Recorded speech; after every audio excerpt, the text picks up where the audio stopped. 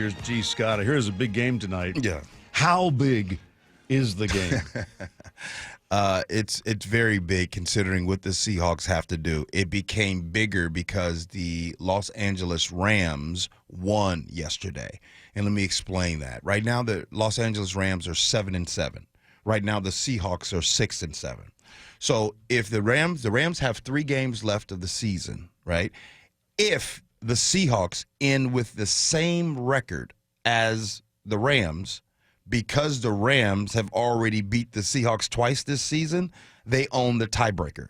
So that would potentially, if they were to tie, then the Rams would get into the playoffs before the Seahawks. So tonight's game is huge because right now the Seahawks are 6-7.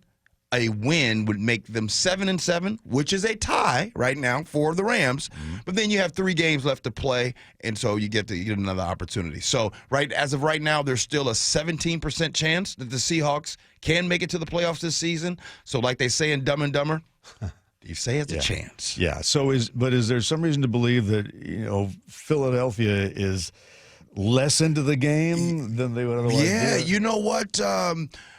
They got their problems too right now. Yeah. And what I mean by that is they have a situation where some of their star players don't get along. A.J. Brown, one of their receivers, their quarterback, Jalen Hurt, they are on I think they've lost 2 in a row so far, this team. They just had a position coaching change. Their defensive coordinator, Desai, was let go, and now Matt Patricia is going to be calling plays for the defense. So, Colleen, They got family problems too. It just goes to show you, everybody out here got family problems going on right now. I know. So how do you root for the team now? I mean, I know it's like Seahawks, stay with them and all of that, but knowing how slim the chances are, what are we really looking for from the team? Are we looking for something explosive in the first half? I know the team used to be a second half team, but I guess I just don't know how to feel this one out. Yeah, I think that if you have been watching these Seahawks this season, I think everybody just would like to see a complete game, right? They would like to see them for once put together a complete game at home. There's only 2 home games left tonight, and then of course on New Year's Eve when they play against the Steelers. So, and this is a team that over the last few years has always played at home really well in front of the 12. So need 12 to be in there loud today. We need the Seahawks to play well, and we know that's Monday Night Football. I think that right now Pete Carroll, in his being a Seahawks head coach, he's 10-5 in Monday Night Football games. So it's usually the edge goes to Pete and the Seahawks. So let's hope that tradition continues today.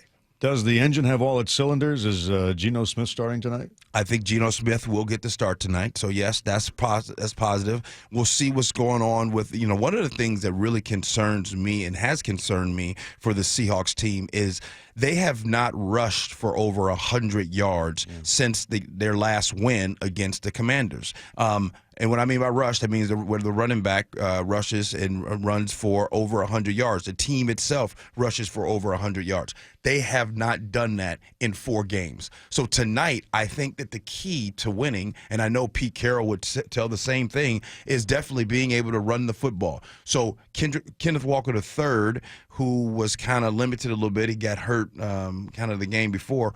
We'll see what happens if he's going to be out there healthy. They're going to need him. You're going to need Charbonnet. You're going to need their running backs because they need to rush for over 100 yards today. So what does that mean? You just need work out more during the week, or are there, do you suss out the weaknesses in the other team and scouting reports? What is it? As far as running the football? Yeah. I mean, look, not everybody can do it, and that's what the Seahawks have been really good at over the last 13 seasons, right? They've had I think his name was Marshawn Lynch. They had him at one point.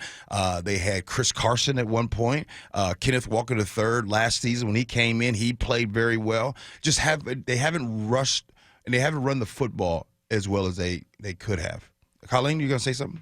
I did. I had a question about who we're watching. If you were to predict who's going to be in the Super Bowl, who should we be watching? The Seahawks. I can't do that. Hey, look. Okay, well, who are the Seahawks going to play then?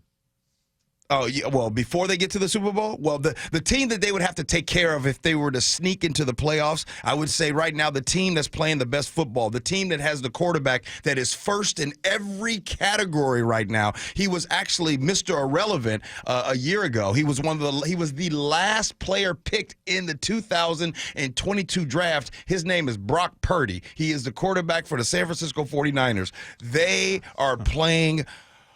I'm not going to say this. I'm not going to say they playing good football. I can't say it. That's the rival. That's the enemy, Dave. That really I know, hurts. it's tough. But Colleen, I would have to say it was them. And by the way, the Eagles, if you probably would have been maybe 3 weeks ago, maybe a month ago, probably would have said the Eagles. But boy, I tell you, they got some problems going on. They got some infighting going on. So that's the beautiful thing about the holidays. Don't you ever notice that even if you got family stuff going on, the holidays always fix it? Yeah. Yeah. Let's hope so. Forgot until the new year. See y'all.